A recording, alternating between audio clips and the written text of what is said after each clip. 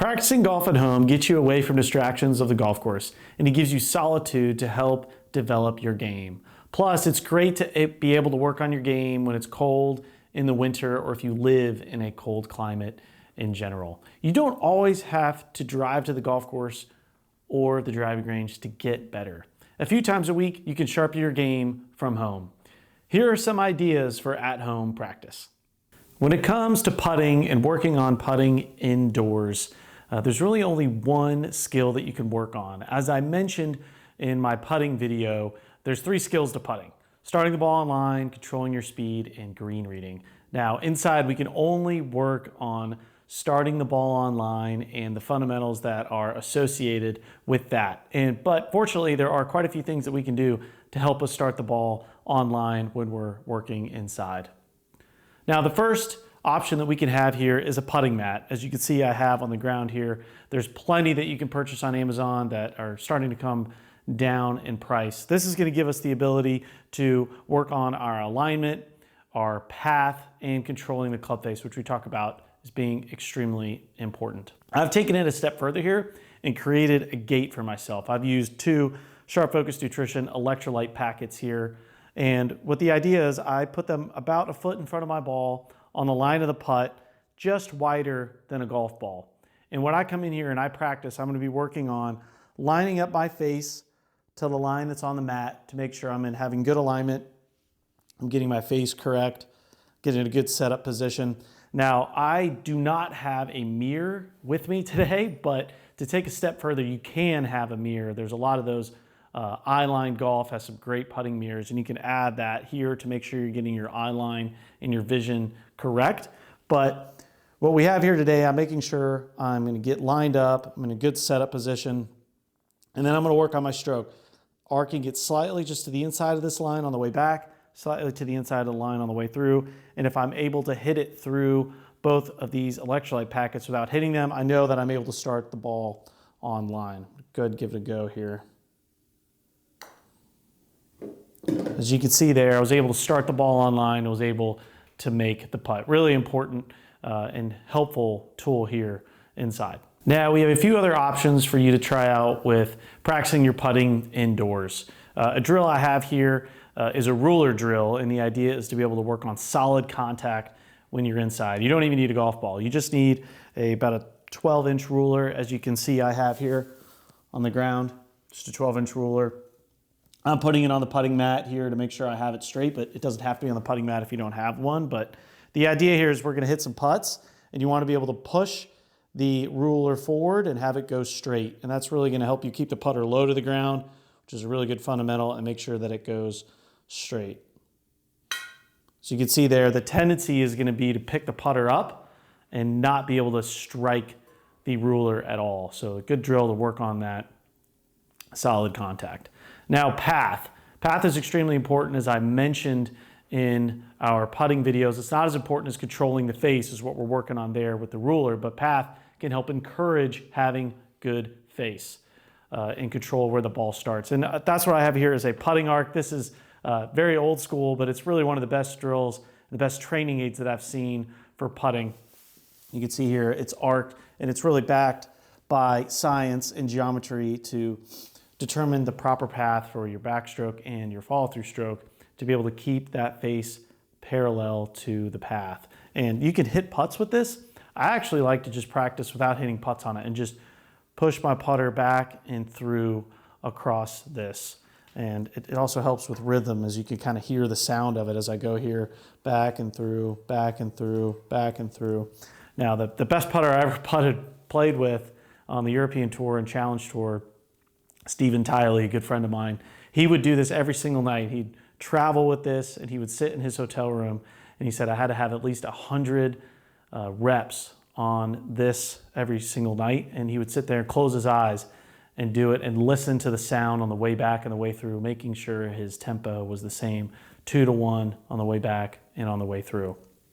Now, these are all based on having some training aids or a specific object around the house. But even if you don't have any of these training aids, I'm sure you have a tile floor in your house somewhere. And what you can do is go to two lines on those tile floor to where they're perpendicular to each other.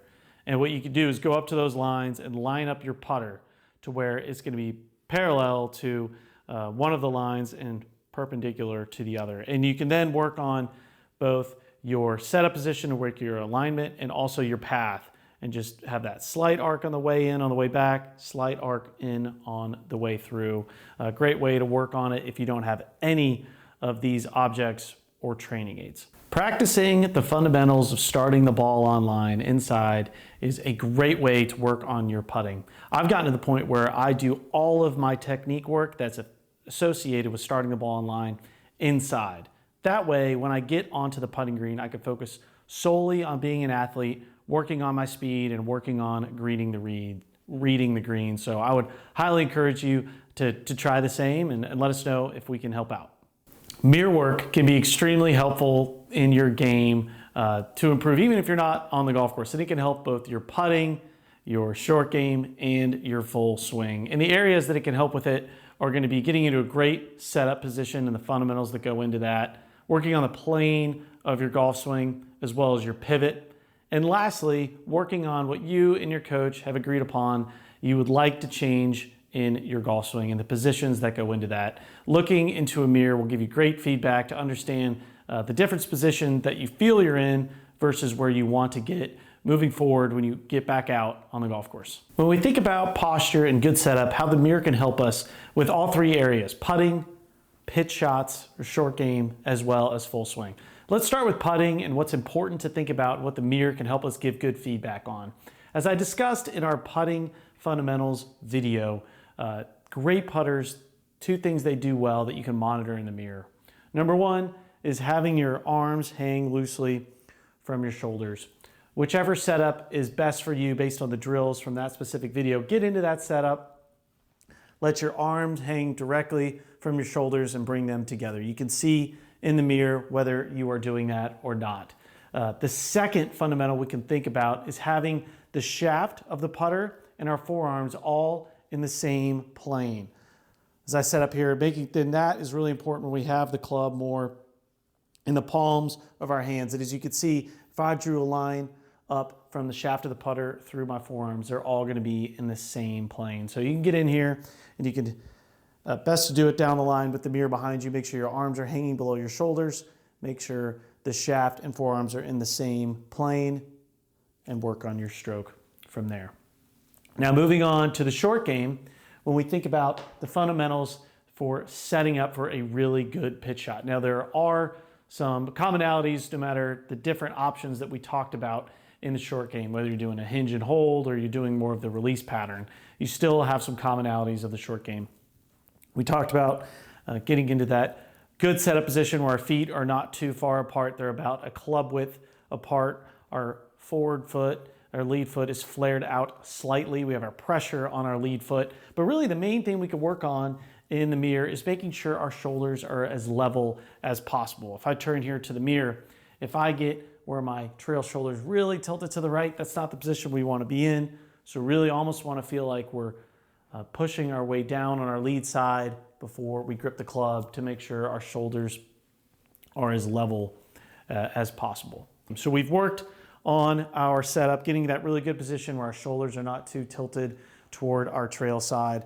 But we can practice here is, I mentioned in the short game video, too many people struggle with not getting the face open enough when they hit pitch shots. We need to get that face open regardless of which option you're using for short game to expose the bounce. And how we can think about that is getting that good setup. We put the mirror in the down the line position as we take the club to where it's parallel to the ground. We want this toe to be facing the sky.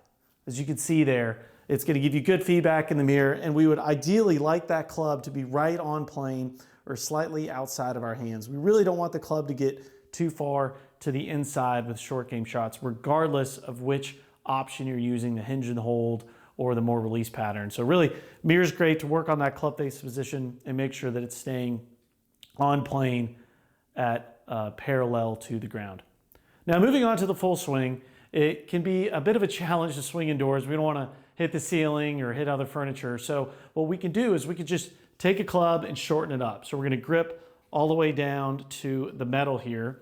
And if I get into a good setup position, we'll just have the grip end just come out upon my left hip if you're a right-hander. And from here, we can work on some static positions. And what I mean by playing is it's where the club is going to be pointing throughout the golf swing. So imagine that I had a laser pointing out of the bottom of my grip. As I work through here, you can work on which option is best for you in your golf swing. Now, personally for me, I struggle getting the club flat in the halfway back position in the backswing. So it's a great drill for me to work on keeping the club in front of me. And then I get to the halfway back position, I could look in the mirror and see where that is pointed. And then as I turn to the top, make sure that that club is still on plane or pointed to where that golf ball would be. And then I can work on my nice transition as the club shallows a little bit, starts to point outside the ball. And then I could get into the delivery position here, which is where the club's more or less parallel to the ground, faces slightly to the ground. And then I get into a good impact position and work up into my finish.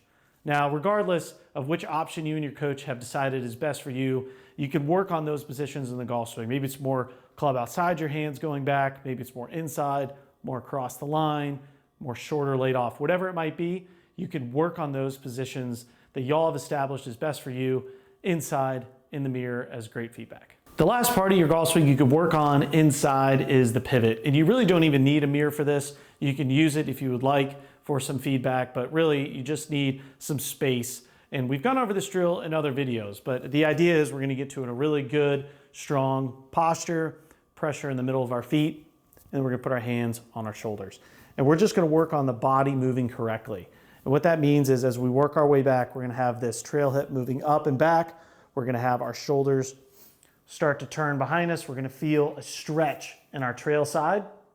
And then from here, we're gonna press into our lead foot and then push up and turn all the way to the finish. And then once you start doing that, you can do it with some speed where you push up and back, lean, and go. So we're pushing up and back, stretching, pressing into that lead side. The ground pushes back and pushes us to our finish. That's a great pivot, a really good drill for you to do 10 to 15 times a day to really help you get back out on the golf course. Now, how do we work on our full swing, actually hitting shots indoors? This has become more popular in recent years with technological advances, especially if you live in a colder climate. It's nice to be able to go inside and hit some shots. Now, I will recommend that you do not hit just into a blank net without a launch monitor or a simulator like you can see here. And the reason for that is you won't get the feedback of the ball flight. You won't get any feedback. So it's very easy to ingrain a bad habit that's leading to shots that are going offline. So really important that if you are going to practice full shots hitting indoors, that you have a simulator like I have here as one option, because you're going to have data. As you can see on the screen here, my previous shot, it's showing data of my swing path, how far the ball flew, where the ball flew, really important. Or if you do just have a net, that's okay if you have a launch monitor to pair with it, as that would give you a lot of that information and that feedback. That's really important to make sure that you're ingraining good habits when you're practicing inside. Two other areas in the game, great to practice indoors, are balance and speed. Balance, a great drill to work on it is if you get a long bath towel and you fold it up on itself multiple times to where you can see on the ground here, it's in a line and really rolled up tightly. What we could do here is we could grab a club and get into a great ball posture and stand on that towel such that our toes and our heels are off the ground. It's sort of about just getting into a good setup position and really feel what it's like to be balanced on the falls of your feet. And then go ahead and make some sways back and through, feeling that. I actually hit a shot doing this. We'll demonstrate here, keeping that ball to your feet. But really what this is showing is the ability to stay on the balls of your feet. It's extremely important. If you ever take a lesson on a pressure plate, either swing catalyst or body track with the PGA Pro, which we highly recommend, the best trace that you're going to have is going to show your center of mass as you move, because you want it to move back to your trail foot and through to your lead foot, throughout the ball of your foot and on the same line on the way back and the way through. And that's what you're training here with this towel drill. A way to make it even more challenging is if you use a foam roller. You can use a full foam roller that's a cylinder. It's going to be really challenging. But you can also cut it in half to where it's actually flat on the bottom, to where it is just a half circle. And then try to stay it on that. That's really going to teach your muscles balance, staying on the balls of your feet as you swing. Now, the other skill we trained indoors is speed. And there's some great training aids that have come out in recent years to help with speed. And I have one here as an example, which is a fan that has a grip on the end of it. And what you do here is you're just going to grab it just like a golf club. Here it makes some swings. You can actually put these two drills together. And it's going to provide some resistance. See here, I'm swinging really hard.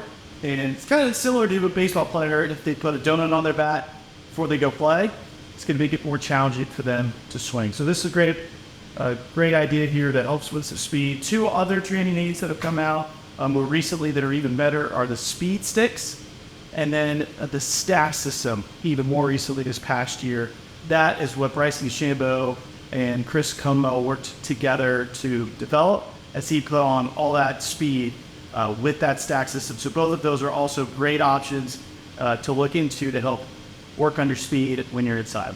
Now, the final full swing fundamental we can work on indoors is rhythm. And I have two drills that we can help with that as you're inside. The first one is we grab a really thin towel. This is actually a pillowcase. And what we're going to do is we're going to tie a knot to one end of it.